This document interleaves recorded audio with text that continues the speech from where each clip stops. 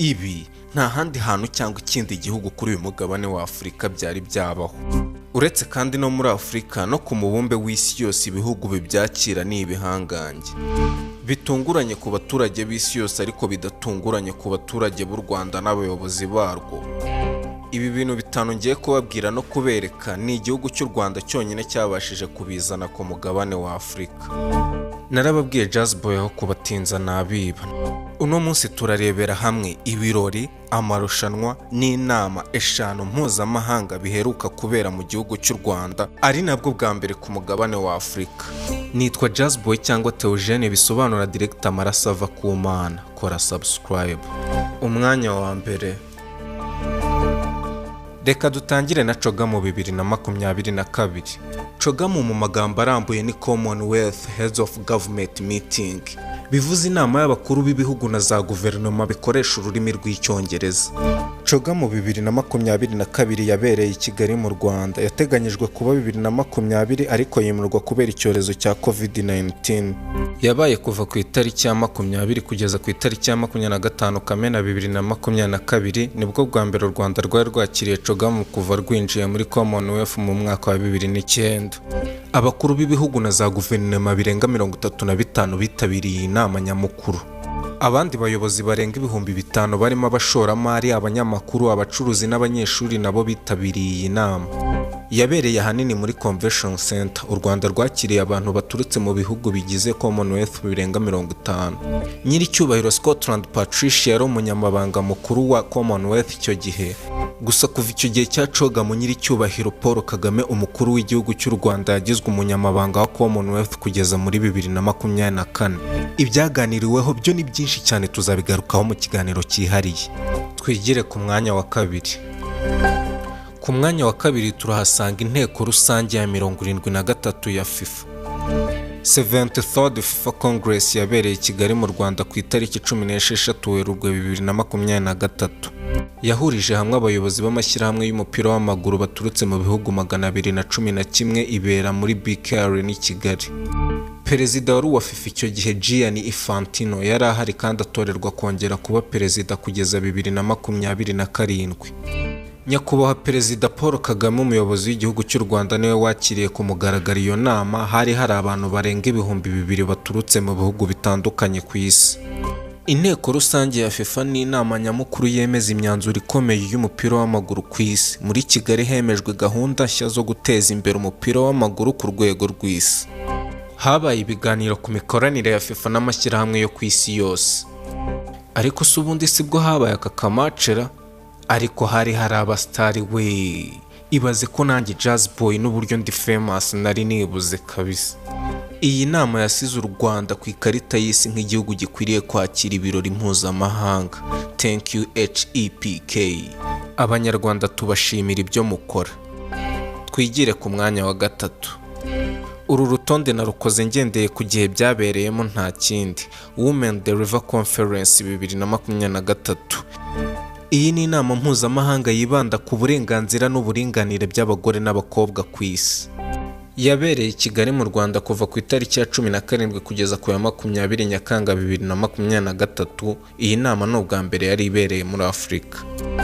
Yakiriwe na guverinoma y'u Rwanda ku bufatanye n'umuryango wa Women Deliver. Abantu barenga 6,000 baturutse mu bihugu bisanga 170 bitabiriye ibi birori. Abandi bantu barenga 200,000 babikurikiranye ku buryo bw'ikoranabuhanga online. Intego nyamukuru yari uguharanira uburenganzira bw'abagore, ubuzima bw'imyororokere n'iterambere ry'umugore n'umukobwa muri rusange. Yitabiriwe n'abakuru b'ibihugu, abayobozi b'imiryango mpuzamahanga, abashoramari n'urubyiruko. Perezida nyakubahwa Paul Kagame niwe wafunguye ku mugaragaro iyo nama. Umunyamabanga mukuru w'umuryango w'abibumbye Antonio Guterres yashyigikiye ubutumwa bw'iyo nama.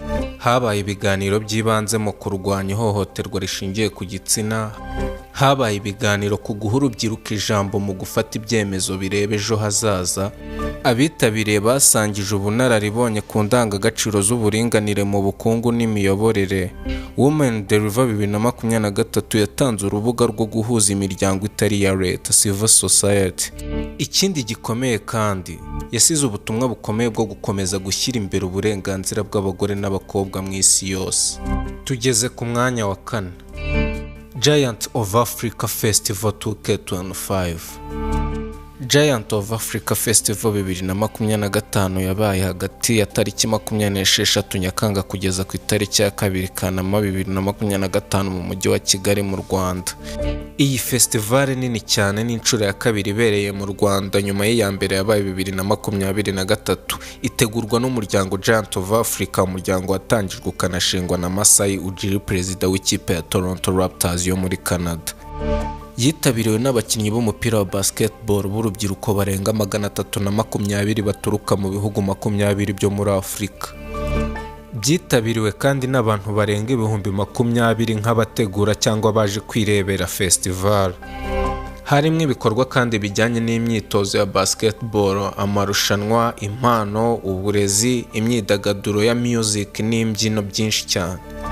Ibirori byagiye bibera mu mazu agiye atandukanye akomeye muri Kigali, harimo nka BK Arena, Amahoro National Stadium, Petit Stade, Paralympic Gymnasium, ari naho habaye mu minsi ya nyuma gufungura inzu nini cyane yitwa Zaria Court, igomba kuzajya iberamo imyidagaduro, siporo, ubuvanganzo, harimo hoteli, basket court, gym n'ibindi byinshi. Bivugwa ko ari uyu mugabo Masai Ujiri nyiri Toronto Raptors. Ubwo umubare w'ibyamamare byari i Kigali byo ntumbaza ingano yawo. Hanyuma festival yo haririwemo shows akaturaboneka ni byinshi cyane, tuzabigarukaho mu kiganiro cyihariye ubutaha. Dukomereze ku mwanya wa nyuma w'urutonde rwanjye ari wo wa 5. Niryo rushanwa rikuru ry'amagare ku mubumbe w'isi yose nk'uko twavuga igikombe cy'isi mu magare, UCI Road World Championships 2025. Iri rushanwa rya UCI Road World Championships 2025 ryabereye i Kigali mu Rwanda. Nicyo gihugu cya mbere muri Afurika cyakiriye iri rushanwa kuva ryatangira mu mwaka w'1921. Iri rushanwa ryabaye mu gihe cy'iminsi 8 kuva ku itariki ya 21 kugeza ku ya 28 Nzeri 2025. Hari amarushanwa 13 yose, harimo amarushanwa y'umuvuduko wa time trial y'umuntu ku giti cye, amarushanwa ya road race, kandi hakabamo na team time trial mixed relay. Harimo ibyiciro kandi by'abasore n'abakobwa, hakabamo n'ibyiciro bigendeye kuri range y'imyaka bafite. Ikarita y'urugendo yabayobораga yarakozwe mu buryo bwa local circuit y'ibirometero 15 bikubiyemo inzira z'umujyi wa Kigali. Ni rimwe mu marushanwa bivuga ko yarakomeye cyane mu marushanwa y'amagare yabayeho kubera ubuhaname bugoranye cyane bw'imisozi imwe mu mujyi wa Kigali. Uburebure bwayo bukabije n'ubuso buri kuri altitude ibarirwa muri metero 850, ni ndende cyane. Ikindi nakwibiraho akabanga nuko iri rushanwa kuri iyi nshuro aribwo ryagize abafana benshi cyane, rikabera mu mihanda isa neza no ku mutekano uhambaye. Iri rushanwa bivuga ko ryerekanaga amashusho mu bihugu birenga 124 ku isi. Amateleviziyo n'abanyamakuru benshi ku isi bahawe uruhushya rwo kuryerekana.